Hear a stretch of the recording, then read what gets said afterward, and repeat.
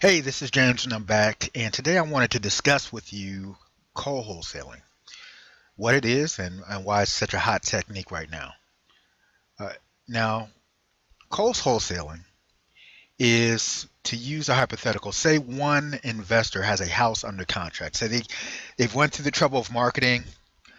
They had the seller agree to a cash price. They filled out their purchase and sale agreement, but for some reason they're not able to move the property. Either they don't have a very large cash buyers list, or all the buyers that typically are able to buy their deals have already purchased their allotment for that month.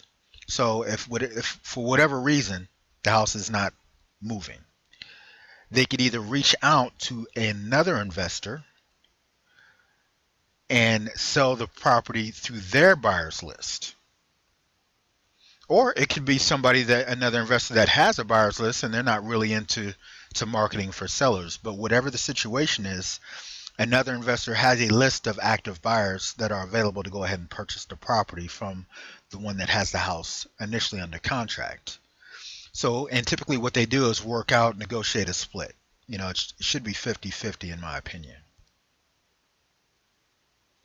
Now, typically with co-wholesaling, obviously with the name co-wholesaling, it's used when wholesaling properties. So it's wholesaling is when you negotiate a price for cash. That's typically the ARV, which is the after repaired value, minus 70%, no, excuse me, times 70% minus repairs and minus your profit. Now, however, this can be used, it's not limited to just wholesale deals. You can do it with lease options or subject to deals as well. In those instances, obviously, it's not referred to as co-wholesaling. It's often referred to as a joint venture, or some kind of deal split.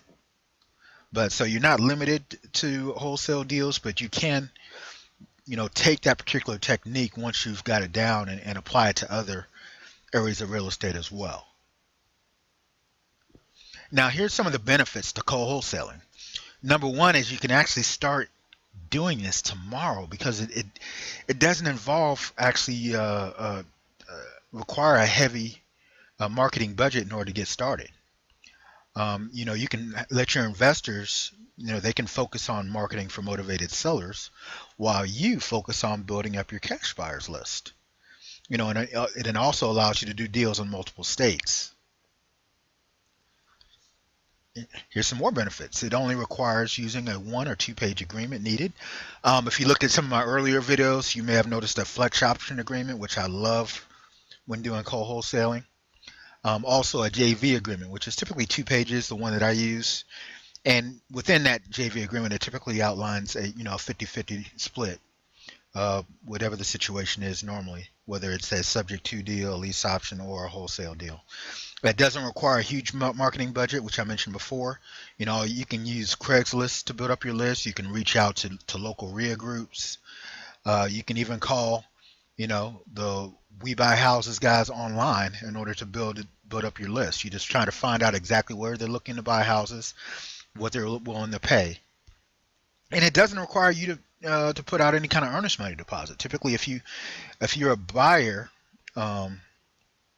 buying wholesale deals either from other investors or from direct to sellers, requires putting down earnest money somewhere, and sometimes up to 1,000 up to $5,000 at times. But if you're wholesaling a deal, obviously you don't need to do that, and typically you can get paid within a few days. That's taken for granted that there's nothing funky that comes up on a title report, nothing that's going to hold it up. You can get paid within a few days of doing this. Now, if I've piqued your interest and you're curious in knowing a little bit more about co-wholesaling, you can feel free to email me at james@realestatenewbiemastermind.com. Also, what I'm going to do, just as a courtesy, I'm going to go include a link underneath the video so that you can get a free copy of the Flex Option Agreement.